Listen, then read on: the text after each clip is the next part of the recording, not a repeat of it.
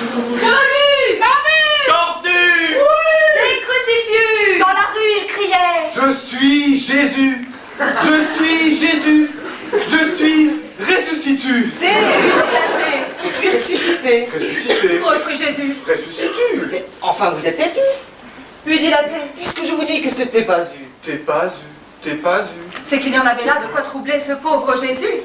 Lui, dont la mission première était tout de même, en revenant sur la terre, de porter la bonne parole, l'auguste parole, et donc de parler juste.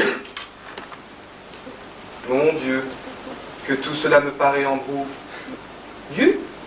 Je comprends plus. Dégoûté. Embrouillé. Je comprends plus. Plus du tout. Vous n'en avez plus? Mais moi j'en ai. Reprit aussitôt Jésus, toujours prêt à donner. Enfin j'en ai. J'en ai? J'en ai, ça se discute. Mais laissez-moi vous expliquer, car là, voyez-vous, vous vous égarez. Et c'est à ce moment précis, moment même où tout allait être éclairci, que Jésus, dans sa bonté, choisit pour faire plaisir à l'athée de s'écrier. Je suis Jésus! Je suis Jésus! Je suis Jésus! Je suis ressuscité! Comment? C'est pour Jésus? Demanda Nbossou que les cris de la terre brusquement dévisés. Je suis Jésus! Je suis ressuscité! Et le Bossou de partir et d'amener tout le monde. Jésus est ressuscité! Jésus est ressuscité! Jésus est ressuscité! Et tout le monde de venir et voir et toucher. Jésus ressuscité, qui n'était autre, vous l'aviez deviné, que l'athée. L'athée qui, se voyant tout à coup encerclé par une foule en délire complètement exaltée, fut pris d'une telle envie de fuir, doublée d'une telle peur d'être écrabouillé, que dans son délire il se troubla, lui aussi se mit à crier d'une voix éperdue. Je suis athée! Je suis athée! Non, je suis tatoué! Enfin, je veux dire, je suis athée! Et quelqu'un qui avait mal entendu de s'écrier. Il est tatoué! Il est tatoué! La foule de reprendre et scander. Il est tatoué! Il est tatoué! Et tout le monde de vouloir tâter la tue, de vouloir tâter la thé, de vouloir tâter la thé tatouée, et de finir par le tuer.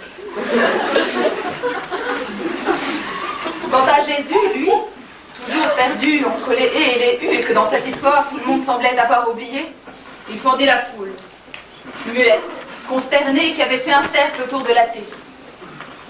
Plutôt préoccupé, Jésus s'assit sur la dépouille de l'athée.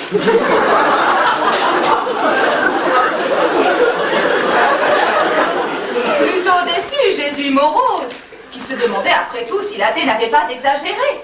Et ou eu, n'était-ce pas finalement la même chose? Alors qu'il suffisait d'être aimé pour être ému?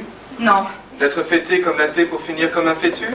non, c'est que Jésus ne se sentait plus du tout prêt à s'expliquer. Devait-on dire de viser ou de visu?